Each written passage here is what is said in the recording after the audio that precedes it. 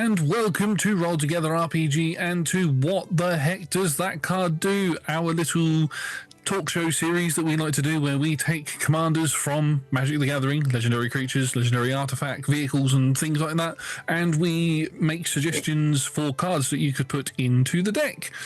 Some of those cards might be cards that you find on the EDH rec page. Some of them might be oddballs that Chris has gone diving into Scrooge McDuck's vault to find and all of that sort of stuff. I'm trying to make this going digging deep somewhere analogy work. I've done it in a couple of videos and it falls flat, but I'm trying. Why am I digging in a vault? Why am I digging in Scrooge McDuck's vault? What is this weird analogy you've decided to draw? I don't know. Scrooge McDuck was the first old person that I thought of, and he has a big vault full of gold. And you know, some of these cards that you come up with are golden oldies. I mean, I certainly try and go for the golden oldies. I want the weirdos. I want the cards that say, what the heck does that card do? You know, name of the show. Yeah, exactly. Yeah. Anyway, in today's episode, we are going to be returning to Final Fantasy for a commander that I found in one of the precons, legendary creature that I found in one of the precons, and I was like, this could be fun to make. I made it, and then I was like, oh dear Lord, this is horrible. This is horrifying. I've been wanting to talk about this commander for a very long time. In a one-on-one game, this is one of the... Chris and I play a lot of one-on-one commander. Not dual commander, but just normal commander, but just one-on-one. This is one of the decks that I'm not allowed to play because it just wins too quickly. Well, funny thing is, right, I will get to it, but one of the cards I'm recommending for this deck is also a mono red deck that I have that I'm not allowed to play for exactly the same reason. Exactly. So getting straight into it, this is Sabin, Master Monk from Final Fantasy VI. He is a red and 4 for a human noble monk. 4/3 is his power and toughness.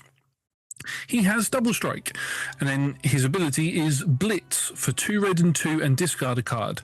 So what Blitz says is if you cast this spell for its Blitz cost, it gains haste, and when this creature dies, draw a card. Sacrifice it at the beginning of the next end step.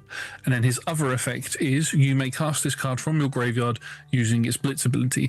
Blitz is something that can normally only be done from hand or from command zone if your commander has it. So the fact that he has it, he can do it from the command zone, which means he's 1 mana cheaper, but he dies at the end of turn.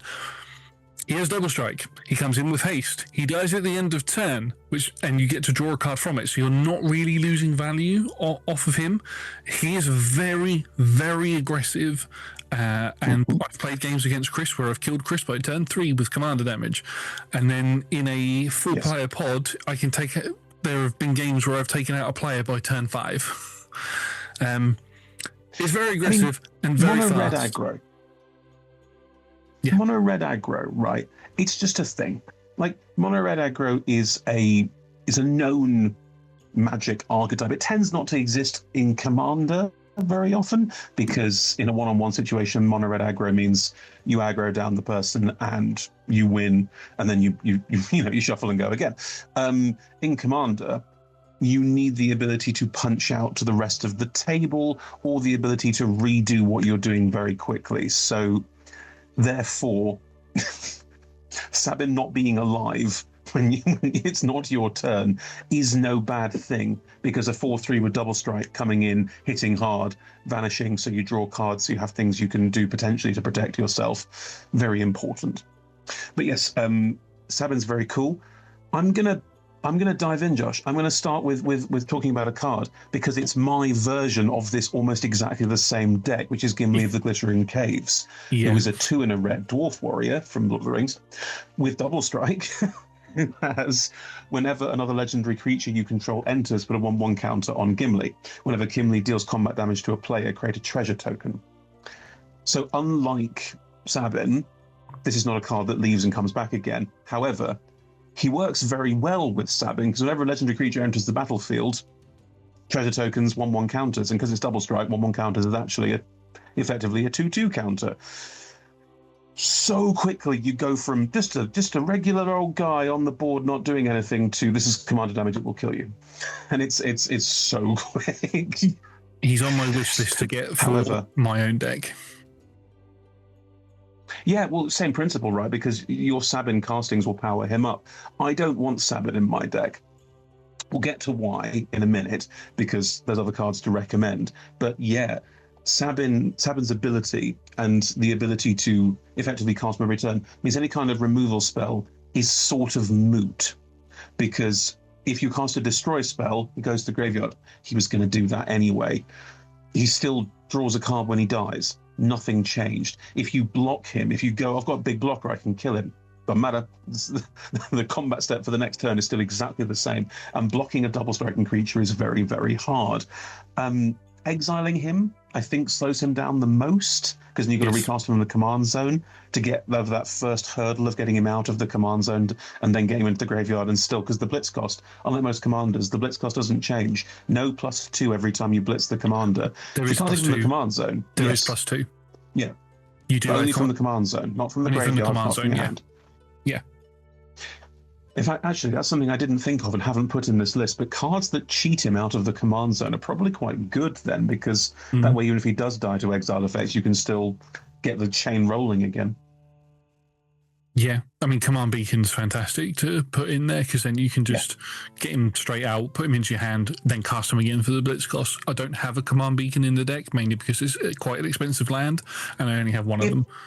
The effect of getting your commander out of the command zone effectively for free is not a common ability. Like, I didn't even look at cards for this. This literally came up while we were talking about it just now. So, if I think of other things that do the effect, there's a Geode Golem, I think. And there's a dragon as well. Yeah, there is. Let me just find the card, because that will give me the text of what it says on the card, which then should hopefully be the text it says on all the cards. Geode Golem. Whenever Geode Golem deals combat damage to a player, you may cast your commander from the command zone without paying its mana cost. Yeah, okay. So there are ways to do it. I wonder if that's worth it, Josh. What do you think? It's your commander deck. You've got this. Would you bother with a 5 mana thing to get your commander out for free? He is very much a kill on sight, block, do whatever you can to get rid of him. If you can get him back to the command zone, get him back there, and then it does become increasingly more difficult to get him out. So having something that can help cheat him out, Command Beacon, the card you just said, the dragon as well, having those types of cards, even if they are slightly more expensive, is helpful, because then it means you're not spending a ridiculous amount of mana to get him back out every time. I just found one here called Campfire, which I have literally never heard of and never used, but it's a 1 mana artifact for about 25p that for 2 and tap and exile Campfire, put all commanders you own from the command zone and from your graveyard into your hand, then shuffle your graveyard into your library. So that might be a fun thing to throw into the deck as like a very quick, ooh, just in case. Yes, that is a card that I'm definitely going to, not even one that I knew existed, so it's one that I would definitely add into the deck, yes. It wasn't even on my list. We were just talking about it and I went, I just immediately thought there must be more things like that. Yeah. Amazing. Anyway, I stole the first card because I want to talk about the fact that I've got a very similar deck, so I'm going to pass to you, Josh. Would you like to talk about first? My first card that I'm going to talk about, well, one of the things that happens when you cast Sabin for his blitz cost is you discard a card. Now, there are lots of cards in Magic the Gathering that have effects that trigger when you discard a card. I'm not going to list them because me will want to put all of the images up on the side, so I'm not going to do that. You can do a Scryfall search if you'd like to see all of the cards, all of the mono red cards that have discard effects. Anyway, but the one that I want to talk about is one from Spider-Man, and it is Hobgoblin Mantled Marauder. Hobgoblin was, when I was growing up, probably my favourite Spider-Man villain, mainly because of the 90s cartoon, and he was the one that I mainly saw in that. So... but anyway, he is a red and 1 goblin human villain with a 1/2. He has flying and haste, and whenever you discard a card, Hobgoblin gets +2/+0 until end of turn, which is very solid. Good. Yeah. very, very good. I have a discard deck that focuses entirely on discarding cards, which I'm sure we'll cover on this at some point. But I just bought Hobgoblin to put in there too for exactly the same reason. Discarding a single card every turn means you have a constant +2/+0, which is obviously great. In fact, the next card I'm going to recommend is also based on discard because it's also in my discard deck and works beautifully here, which is Bralin, Sky Shark Rider, 3 and a red, human shaman, partners with Shibraz the Sky Shark, who you cannot use in this deck. It is not mono red, it is white blue. Whenever you discard a card, put a 1/1 counter on Bralin, and it deals 1 damage to each opponent. Oh, that's There are really plenty good. of cards that have effects like this. Yeah, there are plenty of cards that have effects like this. Put a 1/1 counter on it every time a creature dies, every time you discard a card, or deal 1 damage to each opponent every time you discard a card. There are plenty of cards that do this. Bralin does both, which means that you are building up a second legendary that just gets bigger and bigger and bigger. And also you're just slowly pinging as it goes, which huge problem in this deck obviously is you can kill one person with commander damage, but the rest of the table just sort of watches it happen aghast and goes, oh god, better not have that happen to me as well. So the ability to spread the love is no bad thing. Also, she has an activated ability of red target shark gains trample until end of turn. Now, I have no idea if that's relevant to any card in the deck, but I'm also aware that they've just announced a Universes Beyond. No, it's a Secret Lair where there's a mono red shark, which is Jaws. Because the only sharks are really blue and white. Like, they don't tend to be mono red, but Jaws is mono red. So there might finally be. I think it has trample naturally. I don't think it's worth it by any stretch of the imagination, but that's what crossed my mind when I thought of Sky Sharks. That's fair enough. You'll notice throughout this episode that I've cheated a little bit with this deck. I'm going to talk about 2 cards at the same time quite a lot, mainly because they work with each other. Now, for anybody who has watched any of our live streams that we do on Twitch, I have been playing through Final Fantasy VI or have just finished it, depending on when this actually releases. Sabin is obviously a character in Final Fantasy VI, and his sort of unique ability that he gets is called Blitz, would you believe? And there are a bunch of different martial art techniques and things that he can do. You have to do sort of like button commands to do them like you would in a fighting game in order for him to do them. And one of them is called Phoenix Rising. So when I saw that, I was like, are there any I know there's loads of mono red phoenixes, but are there any that would work well in this deck? There are 2 that I'm going to recommend at the same time. The first one is Flame Wake Phoenix. It is 2 red and 1 for a Phoenix, 2/2, flying and haste. This creature attacks each combat if able. At the beginning of combat on your turn, if you control a creature with power 4 or greater, you may pay a red. If you do, return this card from your graveyard to the battlefield. So that gives you a little bit of extra aggro because you can swing with the flying Phoenix, because Sabin is a 4/3 creature, so he is power 4. So you pay that red, this creature comes in, you don't care if this dies, because the next turn when you bring Sabin back again, you can also bring this Phoenix back as well. So you're constantly swinging for those 2. One of the things that I had on my list of cards to talk about, and I took out because EDH Rec is full of them, and therefore you can find all of these on EDH Rec, is Sabin works beautifully with whenever he enters, if this equipment is on the battlefield, attach it to a creature that just entered and stuff like that, because he enters, you attach all the equipment automatically, no equip costs, and he just attacks immediately. Yeah, I've got a few of them that I'm going to talk about later. I didn't think of creatures that also, whenever you attack, tap this and more creatures. Like the ability to have, like, I've got an empty board, I'm no threat at all. Combat on my turn, boosh. They're all gone now. I'm no threat. What are you talking about? It's very funny. I like that. On the flip side of that, so Flame Wake Phoenix is more of an aggressive Phoenix. This next one, which is sort of bundling together, is Skyfire Phoenix. Skyfire Phoenix is 2 red and 2, again for a Phoenix. It's a 3/3 with flying and haste. When you cast your commander, return Skyfire Phoenix from your graveyard to the battlefield. There's no cost involved. Your commander, even if he's in the graveyard, is still your commander. So you cast him from the graveyard, you can bring the Phoenix out. The Phoenix has haste. This one doesn't have, the Skyfire one doesn't have to attack. So you can leave it as a 3/3 flying blocker. Then if you block block with it and it dies, on the next turn, you can bring Sabin back out with, and then Skyfire Phoenix comes out for free, and then at the beginning of the combat, if Flamewake Phoenix is also in the graveyard, you can bring that back. The most beautiful thing with both of these two cards is that they are discard targets for getting Sabin out if they're in your hand. Yes, very cool. Absolutely. It's interesting because obviously the right thing to do, if you will, is to bring it out and attack with it again, because it's another 3/3 attacking, so why not? But also, you don't have to. You can totally bring this out. I suppose what these Phoenixes do, which is very cool, is they spread the love. Because part of the problem is this sort of constant barrage of one player and everyone else sort of not really getting any damage. The ability here to basically keep spreading that damage out and stretch it as much again, that's very cool. I love the idea of going, I'm attacking you, commander damage is starting to build up real fast, but also this Phoenix is attacking you and this Phoenix is attacking you. This mono red burn goes everywhere. That's quite good. Yeah, I like that. I don't like I've said at the beginning that it's very easy for you to just take out one player very quickly. I don't like doing that. What I like to do is spread the commander damage around to everybody. That way my opponents know who I'm going to be attacking next. It's like, I've done 8 commander damage to you. I've done 8 commander damage to you. Well, that means I'm definitely going for you next turn because I want to do the commander damage to you. That's interesting.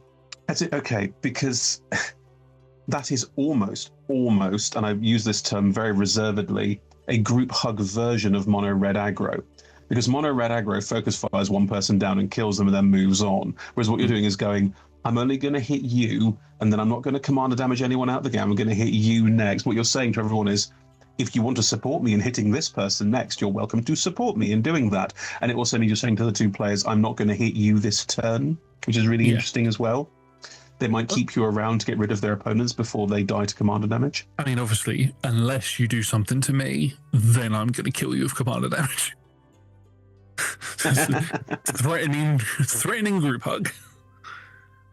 I still think it's very cool. It's interesting because the discard things don't work with Gimli at all, because you're not recasting Gimli. Like Gimli, you want to keep on the board, hopefully.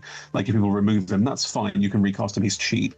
But my version of this is always much more like, I want to cast more legendary creatures, because the more legendary creatures I cast, the bigger it is. And also I'm making more bodies on the board that can block, that can attack other people, that like, so it's a different kind of mono red aggro, but it's very, very similar.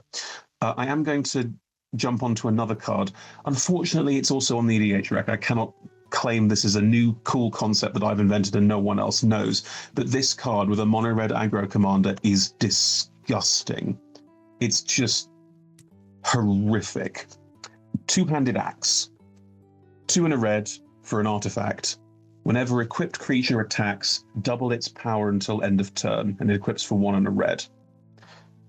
It also has an adventure on it, also 1 and a red, called Sweeping Cleave.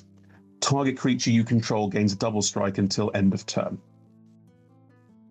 Now, importantly, you can't give things double strike twice, so giving it double strike again does nought.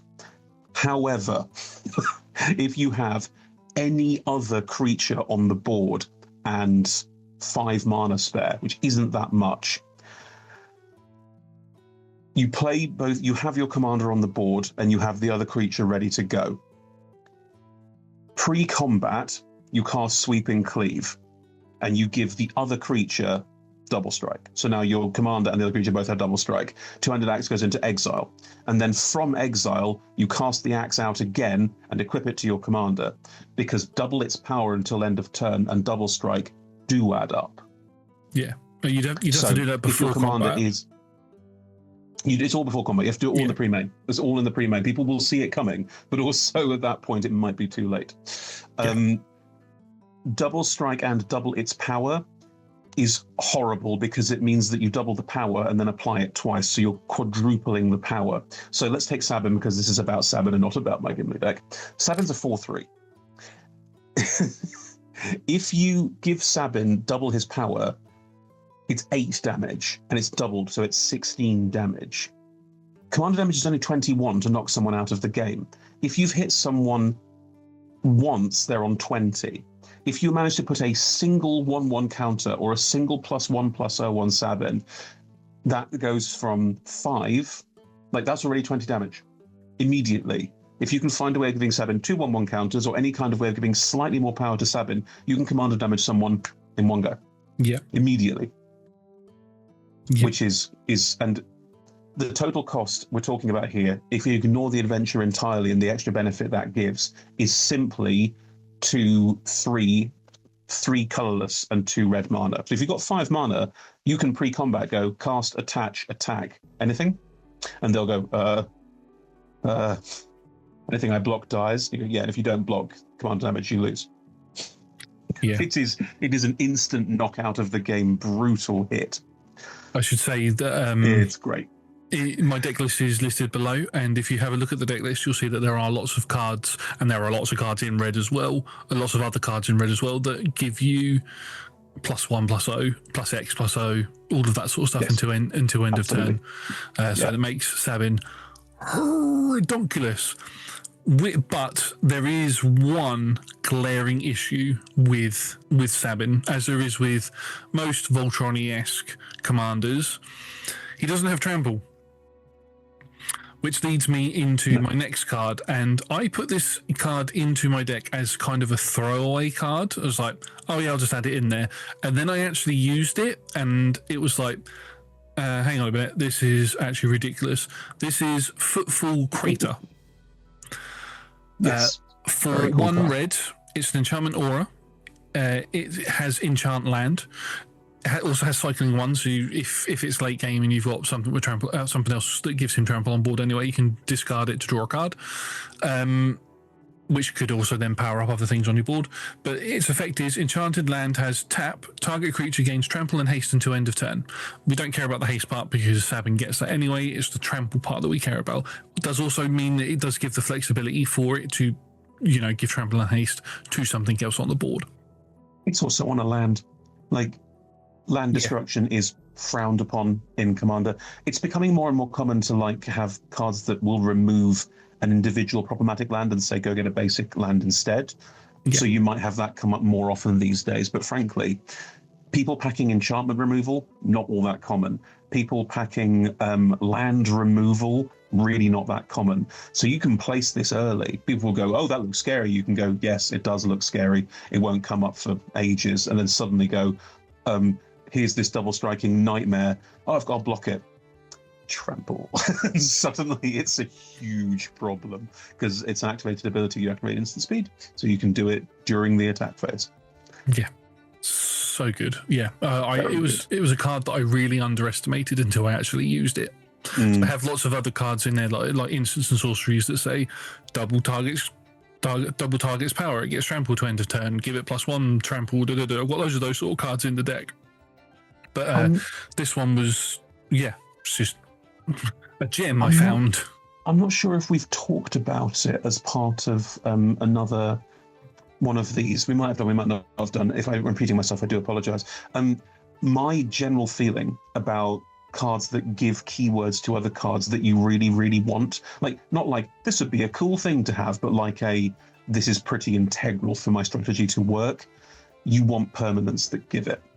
Permanents that give it, you cast them once, they're on the board, and then you can use their permanent ability, which is normally an activated ability or something like that, to keep doing the thing that you want to do. And that way also someone goes, well, the problem isn't the commander, the problem's the thing giving it trample. You go, yes, you're right, the problem's the thing giving it trample, not the double striking thing. That's not a problem at all. It's a thing you and I've talked about before, Josh, about you diversify the removal targets. If you have a Voltron commander, the obvious thing to do is remove the Voltron commander. In this case, that's very hard to do because he can recast and he can attack every turn. So you're talking, you need to exile that commander.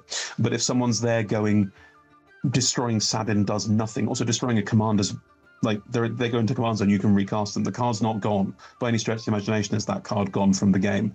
So people go what else can I target that screws up your plans? If they're going, well, I'll target that thing that's giving him trample, you go, cool, yep, that's fine. That slows me down a little bit. I'll just cast this thing, gives him trample instead. You have other permanents that do it, and it eats up that other player's removal. I'm going to move on to my next one, which is a card I use in similar sort of decks called Soulbright Flamekin. It's an elemental shaman from Lorwyn. But to go back to Lorwyn, 1 and a red, for 2 colorless mana, doesn't tap it. Target creature gains trample until end of turn. and then the spice.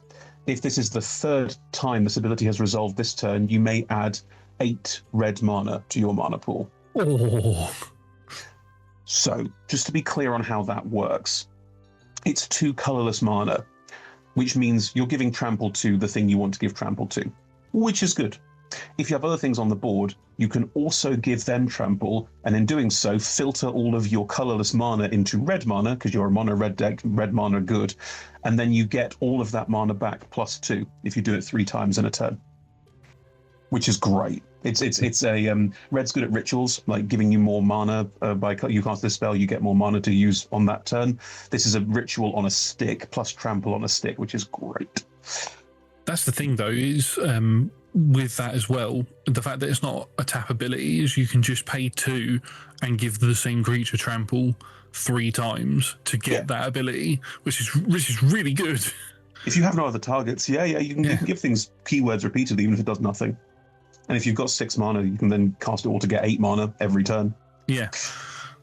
Well, you have then spent 6 to get 8, so you've only really got 2. But yeah, but if you've got something in hand that requires red pips, and you've got those red pips to do that, which is really good. I'm going to move on to my next one, and one of the, obviously, as part of his blitz effect, you have to sacrifice him at the end of turn, or if he dies, you draw a card. But it's the end phase sacrifice that I want to focus on, because that is a triggered ability that goes onto the stack, which means if you've got other effects that do things during the end step, you can trigger it so they go off first. So I've got Industrial Advancement. Yes. My card. So this is a red and 3 for an enchantment, and it is at the beginning of your end step, you may sacrifice a creature. If you do, look at the top X cards of your library, where X is that card's mana value. You may put a creature card from among them onto the battlefield, put the rest on the bottom of your library in a random order. You might not always hit a creature. I mean, I run about 30 to 31 creatures in the deck, so it's pretty likely I'm going to hit one. But it's just really good to just go, hey, Sabin's died. Here's a new one for you. There was another card that I had in the deck previously, which was called Descendant's Fury, which states whenever you deal combat damage with the creature, you can sacrifice it and then go look and then basically reveal the top cards of your library until you find one that matches its one of its creature types and add that card to your hand. I took it out of the deck, 1, because it adds the card to hand, and 2, I was getting the same cards over and over again, because Sabin is a human noble monk. So human noble monk. So I was there was only a few select cards in the deck that I could get, like Clive is in there. The most common one that I got was Torbrand, because Torbrand's a noble. Yeah, and that felt like a really long-winded way to do tutoring, and the fact that it goes to hand as well was a bit. I prefer. I'm not really that keen on look at the top, however many cards of your library, then put a creature from among them down, because obviously there are going to be times when you're not going to hit that, and you could draw your win con and be like, damn it, my win con is now at the bottom of my library. So I'm not normally keen on those, but for the advantage that this gives, I'm happy with it. So yeah. It's I haven't got any other cards on here specifically around the sacrifice trigger, but it is worth noting that it sounds bad. Sacrificing a creature sounds like, oh my god, I'm losing my creature, I don't get to do a good thing. Your graveyard is a resource. Especially in this deck, your graveyard is a place that you are casting from. Any card that has abilities from the graveyard is going to be good. Like you were talking about cards that give trample and cards that give that sort of thing.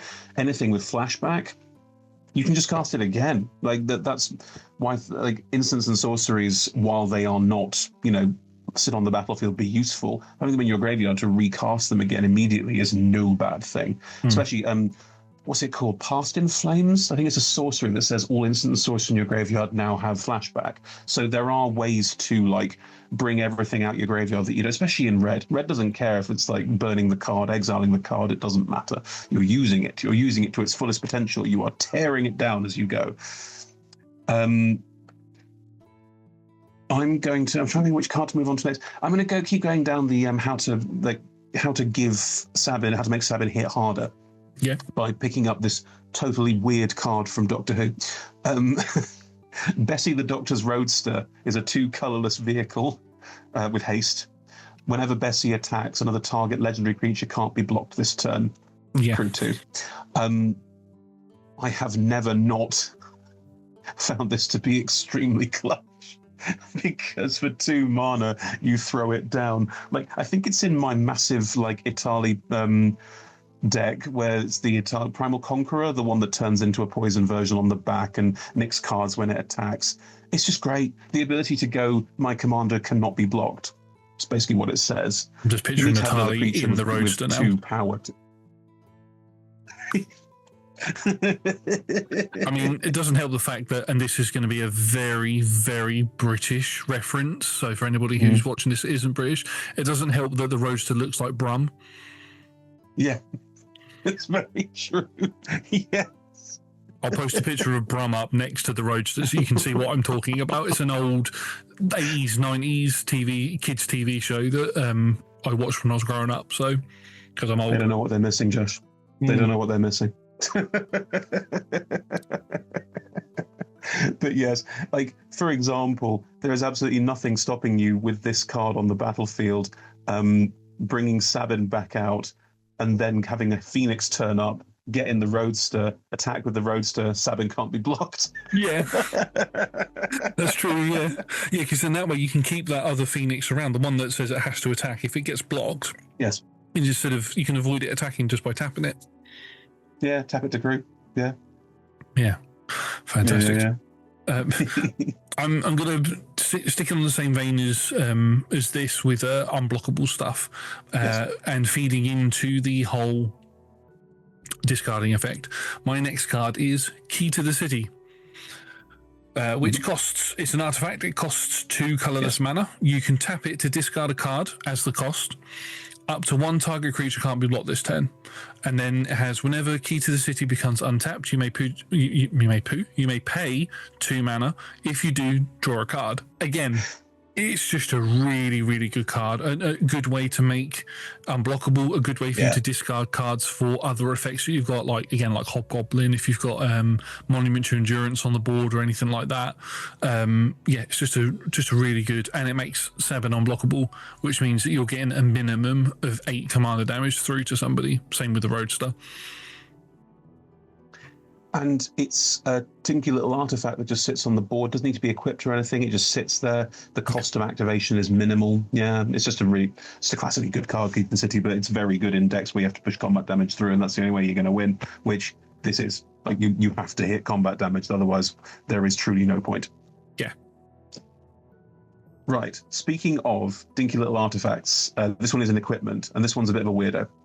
So follow me down this rabbit hole. Crown of Gondor is a 3 colourless legendary equipment. Equipped creature gets +1/+1 for each creature you control. Ignore that. We don't need that. Although, to be fair, if it was going to be, that's the thing that gives him the +1/+1 so that you can use the axe to kill someone in one go, maybe consider it. When a legendary creature you control enters, if there is no monarch, you become the monarch. I mean, it fits thematically with Sabin. Sabin is going to enter every turn. Yeah. Sabin's going to enter every turn. So Sabin enters every turn, at which point you become the monarch every turn, no matter what happens. The equip cost is 4, but it costs 3 less to activate if you're the monarch. So if you do this pre-combat, it only costs 1 to then equip it, give him an extra +1/+2. It doesn't really matter. More importantly, becoming the monarch's quite relevant in a deck where you are constantly discarding a card and then drawing at the end of your turn, because it's not like you run out of cards. The way that Blitz is designed, because the discard a card to do it and then draw a card at the end of turn, you're going to keep having cards in hand. But you are going to be at the same number of cards in hand forever, because you draw at the start of your turn, then you discard a card, then you draw at the end of your turn, but you've probably played a land that turn, so you will just see your hand size remain stable at nothing. This is a very easy way to draw 2 at the end of your turn, and suddenly you've got hand size growing, more cards, more choice of what to discard as well, which might be relevant if you've got Phoenixes or other things where the discard matters. I it's would not expensive.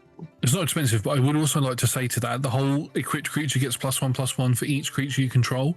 If you're bringing those two Phoenixes, or Phoenix Eye, or however you want to say it, if you're bringing those two back every time you bring Sabin back out, Sabin is automatically getting a +3/+3 every time, which makes him a 7/6, which means he's hitting for 14 commander damage. Yeah. I mean, I'm not saying don't equip it. Don't get me wrong. I'm not saying it's not useful as an equipment piece. I'm saying the real value from my perspective is card draw. Because, okay, this is another thing about mono red, especially mono red burn, or mono red in general. Red is not good at drawing cards into your hand. It's not good at like having a decent card. Whenever, a good way to think about Magic is that you draw a card every turn, but in an ideal turn, you're playing at least 2 cards, one being your land drop, and then one being a spell you cast that turn. So turn on turn, you are going to go down in cards in hand, and you almost want to, because you want things on the board. If you have nothing that gives you any more card draw on top of that, you will run out of cards in hand. It's just going to happen. Cards that draw you a single card, which sounds like, well, that's like there's a white cat that came out in Foundations that I can't remember. There's a white dog that's been around for donkey's years, and both of these cards are like regarded as really good creatures to play on like turn 2. They cost 1 and a white, and when they come in, they draw a card. That's it. That's all they do. Generous pup and helpful cat or something? Something like that. I couldn't tell you. They'll be on the screen. I can picture them in my brain. Exactly. They might be on the screen. I think the cat's called, like, it's a kind of hunter because it's got a bird feather in its mouth. Yeah. And the dog's called a spirited companion. There it is, because it's from Kamigawa. But yes, like cards like that you'd think these are rubbish, and like they're not special. They are really highly valued because they draw you a card, and that is enough to get the parity back up where you have enough cards in hand to have choice of what you do. Anything that gives you the ability to draw a card a turn is bananas good. You will lose the Monarch. Other people will take it off you. That's fine. This also has a secondary thing. Because the Monarch is so good because it draws you a card on end step, so you're drawing 2 cards every turn, so you should be land spell, basically at parity. It gives them reason to attack other players. If you're a mono red burn aggro deck and you are attacking someone for lots of damage and they go, well, I have to attack you, otherwise I lose the game, you can go, yes, you do. And then other people will attack you because you're the Monarch. And you get it back on your turn. Without attacking anybody, you get it back just by literally, you don't have to worry about, do I attack the person with the Monarch to get it? No, just by playing Sabin, I get it back automatically. And it's so flavorful for Sabin as well, because he is one of the princes or kings of the Figaro. So, I mean, we could try and shoehorn in a coin flip effect to show him choosing. That's more his brother Edgar, who is another commander that we will talk about in the future. But because that's another deck that I love. But he's more the coin flip person. Sticking on the equipment veins and sort of going towards in the direction that Chris mentioned earlier, where equipment's auto-equipped to your creature when it enters. Yep. Hero's Blade is just too good for this deck. Yes. Far too good. Hero's Blade, 2 colorless mana for an equipment. Equipped creature gets +3/+2. Whenever a legendary creature enters the battlefield under your control, you may attach Hero's Blade to it. It has an equip cost of 4. You're never gonna pay that. Equip it to Sabin, he becomes a 7/6. No, 7. What is he? Sorry, what's his power and toughness again? 4/3. So he becomes a 7/5, which again means he's doing and there's no equip cost to that. So if you've also got the Crown of Gondor out and you've got your 2 Phoenixes and him out, he then becomes a 10. Yeah. Like the ability to get into lethal commander damage is not crazy. There's so many equipments that do this. Is it Storm Rider's Rig? I don't remember what it's called. There's loads of them. I had all of... when I was making the deck on Architect, I had every single one in there, and I was filtering through which ones I could take out, which ones I should keep so I could buy them. And there's so many of them. I've gone on the EDH rec page just because there's so many and it's worth talking about all of them. Storm Rider Rig, Ronin War Club. I'm going to make you post a link to all of these so I don't have to go looking for them. Sigh of the Shinobi. There's tons where all they say is whenever a creature enters, you may attach it to that creature. So with all of them on the board, Sabin enters, doom, chunk, and suddenly it's a double striking commander damage, kill you in one go. It's called Tenza, Godot's Maul, just found it. This it doesn't auto-equip, but it gets +1/+1, +2/+2 if it's legendary, and trample if it's red. So it gets all of those things. Because all of those things. If I remember, it gets the +1/+1, then the +2/+2 on top. So it gets +3/+3 and then trample as well. And that being said, it doesn't auto-equip, but it costs 1 to equip it. So get it on the board. Oh. I wonder what I'm going to do with this. And another card that I'm pairing up with Hero's Blade is Heirloom Blade. It's 3 generic mana for equip 1. Equipped creature gets +1/+3. +3/+1. Sorry. Whenever the equipped creature dies, which Sabin does every turn, you may reveal cards from the top of your library until you reveal a creature card that shares a creature type with it. Put that card into your hand and the rest on the bottom of your library in a random order. This is just your getting out other nobles that breaks, getting out Torbrand trick all over again. It is, yeah. I mean, I play this one because it equips for 1, it gives him a power boost, but yes, it does allow me to go searching for the other humans and other things that I need. So I have railed in the past about how I dislike tutors, and I do dislike tutors because they take the natural variance of Commander and shit all over it. But yes, and I'm sorry if that's crass. That is how I feel about it. The whole fun of the game is you draw a card and who knows what you'll get. But this isn't that. This is card selection. And card selection I am fine with. The ability to look like 5 deep and pick the thing that you want and put the rest in your graveyard or put them on the bottom of the library or whatever. I think that's great. That's just a way of... Drawing extra cards is basically tutoring because you're drawing more cards. The more cards you draw, the more likely you are to find the things that you want. But that's part of the game. You're sacrificing a card to draw, and then you're increasing chances, not going, I play this card, I get the combo piece, I win. Would you like to play again? The bonus with this card, which is also, I suppose, a bonus for Descendants Fury, which I spoke about before as well, is that the card goes to hand. So you get that card to hand, plus you get the card from Sabin leaving the battlefield as well. So you get 2 cards to hand. Yeah, it's more draw, and it's more discard fodder. So you can discard it. And if you've got the Crown of Gondor out, you're drawing 3 cards technically. Or you're putting 1 card into hand and you're drawing 2 other cards. So yeah. Put, draw, get. These are all different things, but all basically the same thing. Meanings, yeah. Right. How many have you got left? I've got 4 cards left, but they are paired together. So I've got two more things to talk about. I've got 2 more things to talk about too. So I'm going to go, these are more random, like scattershot things now, but I really like this creature. I use it in a lot of decks that... I'll explain. Traxos Scourge of Krug. I love the artwork. Krug. Yeah. Oh, I've got some. There's some awesome alternate artwork. There's a Final Fantasy one, which is the Giant of Babel from I want to say 4. I think it's 4. There's a Brothers War Commander one, which is awesome. Yes. No. Traxos, a Scourge of Krug. Krug is a place in Magic, and I have a Queen Kayla bin Krug as well, and I love the word Krug. It just sounds dumb. It's a legendary artifact creature construct. It has trample. It's a 7/7, and it only costs 4 mana. However, it enters tapped and doesn't untap during your untap step. Whenever you cast a historic spell, untap Traxos. Artifacts, legendaries, and sagas are historic. This is great because you're casting your commander every turn. Your commander is a legendary, therefore you will untap Traxos every turn. Do you need a 7/7 trample to spread the love? Do you need a 7/7 blocker to just sit there being totally like, get off my land? Yeah, this is great. And it has huge versatility. Also, because it's an artifact, if you go down that route, artifacts tend to be good at being tapped and untapped without any kind of clever trickery as well. You don't need that because you're casting your commander every turn, but I'm not saying a Clock of Omens ever hurt anybody. Never thought about taking Sabin down a more artifact-y route. It's always just been Smash.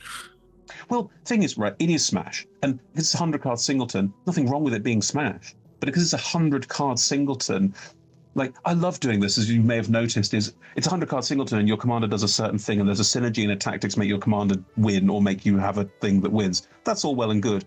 However, There's another synergy over here that has nothing to do with it. There's like a little side thing over here that you may or may not care about. Don't put like multiple cards in it because the chance of drawing the one that you need with the other one that you need is nil. It's not nil, but unless you're playing tutors, it's not high. But putting one card in that also works with other things, why not? Also, like if you're playing equipment to equip to Sabin, equipment untaps Traxxas. Yeah. Because they're artifacts. I can't think of any sagas you'd put in this deck, honestly. But... I mean, the sagas would, if you're able to cast him every turn, then yeah, the sagas do kind of work.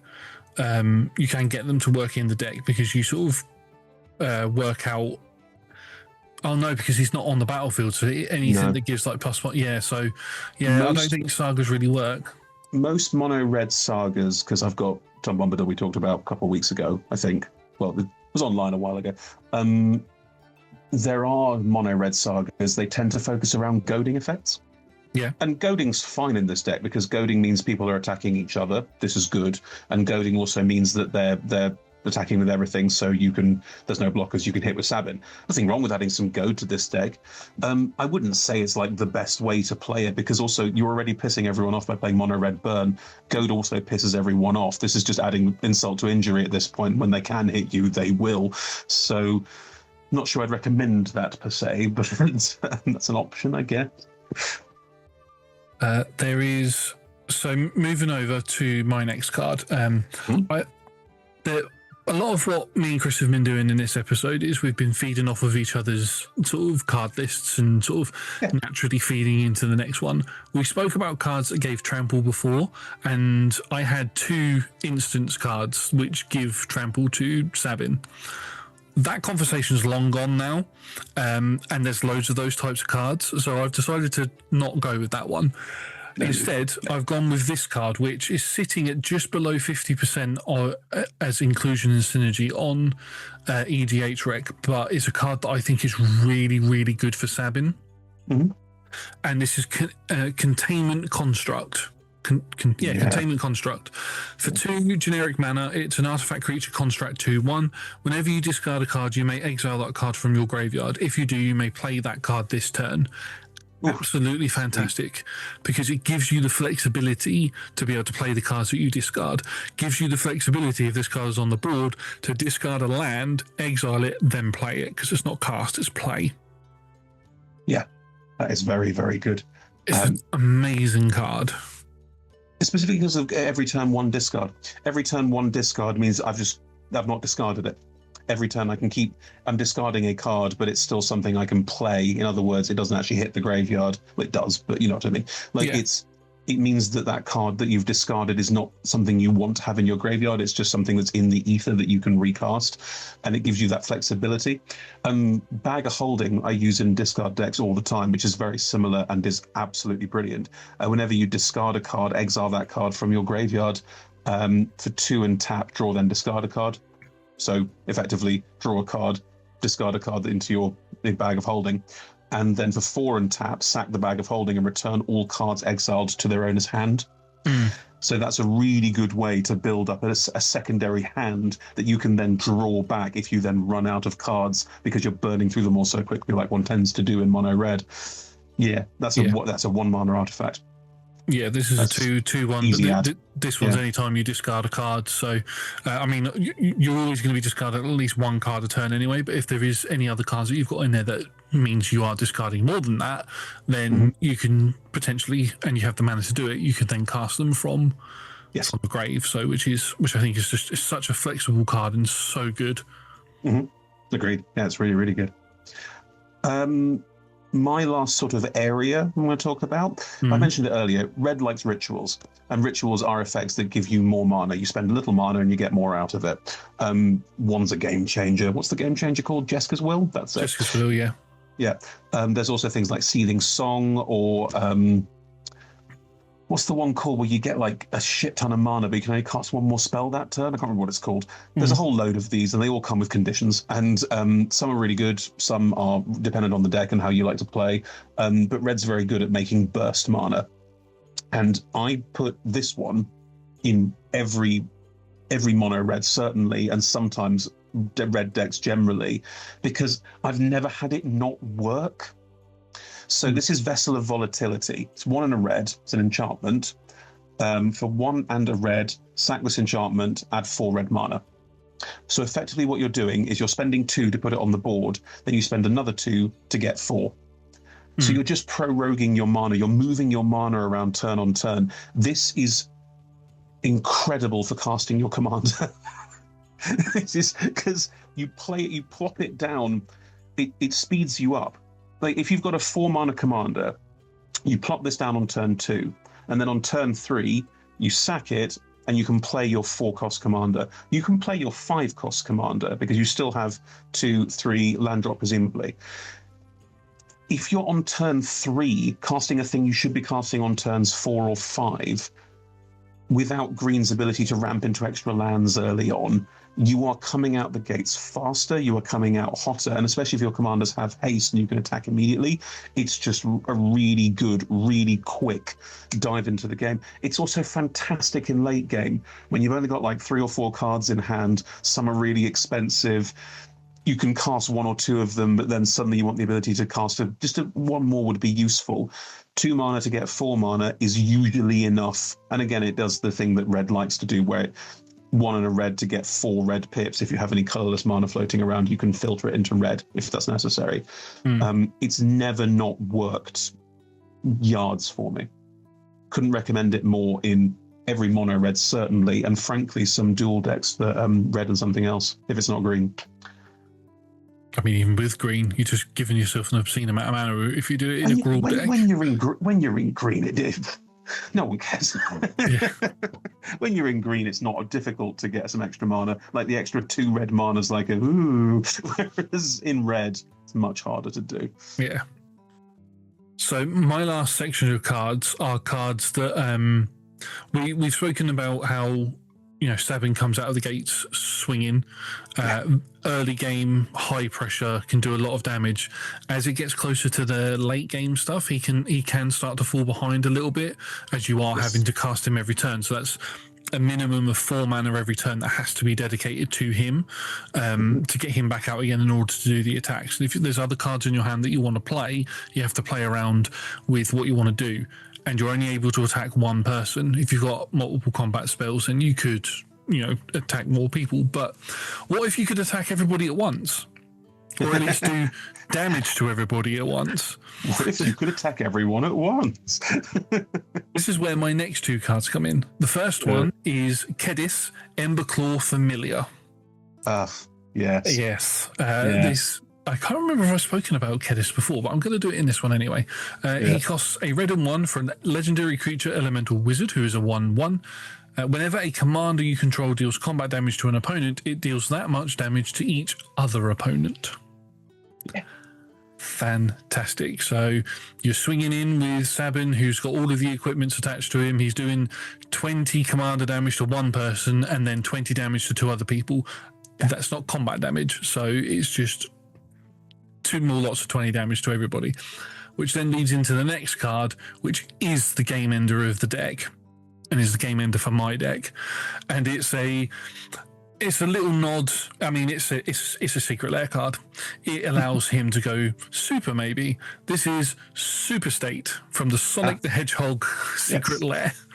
This is quite pricey. And this literally has to be your game end, because it's only on Sabin for that turn, because it's an equipment, it's a legendary enchantment aura, so it falls off of him when he dies. And therefore, auras leave the battlefield as well. Yeah. It's so this is I know I'm going to win play. It costs 7 mana to play, and it says enchant creature you control. Enchanted creature has base power and toughness 9/9 and has flying, first strike, trample, and haste. Whenever enchanted creature deals combat damage to an opponent, it deals that much damage to each other opponent. So just with the 9/9 alone, because he still keeps his double strike, he's doing 18 damage to 1 person. He's flying, so he becomes flying, so it gives him evasion. If they do happen to have a flying blocker, he has trample, so he's going to get through. And it's definitely a card that you play in the late game. So you're going to have your other cards on the board to make him even stronger. So this is a I kill everybody in one attack card. The ability to deal damage universally, the ability to spread damage out like that, is not easy to come by. No. There are other effects that do it, like a couple, but they're usually dependent on the creature taking damage, and then it deals that damage out to everybody. Like the ability to just go, I attack, and also, haha. I will say, it's being printed more often now.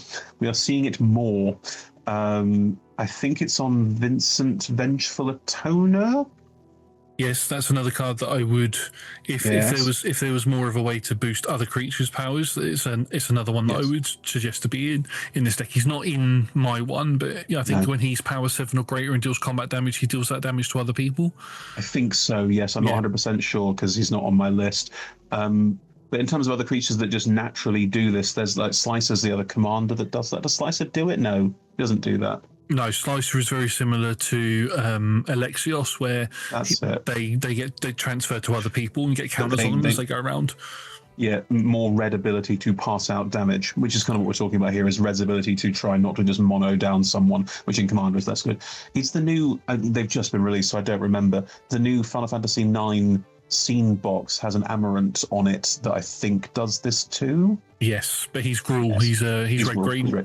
Yeah, he's not right for this. But yeah, I've said this in a conversation with Chris before. If you were to have Amarant as your commander and then have Kedis and Super State in the deck as well, you could just one-shot somebody. That's 3 instances, or one-shot the entire table. That's 3 instances of that ability. Yeah, because it's stacking. You could just, every time it attacks, suddenly everyone, like the person you attack gets the least worst version of this effect. Jeez, that's awful. Yeah, that's 27 damage to the entire table with all 3 of those abilities on top of each other. Yeah, they're whenevers, so it stacks. Yeah. That's crazy. Yeah, that's going to be such a fast. Anyway, but that's not who we're talking about. We're talking about Sabin. Yeah. But yeah. Thank you very much, everybody, for watching. We will be back in a couple of weeks with our next Commander game. Commander talk, where we're going to talk about a Commander and suggest cards to it. Check out our social medias and all of that stuff. Deck lists are down below for this Sabin deck. And we will see you all next time. Goodbye.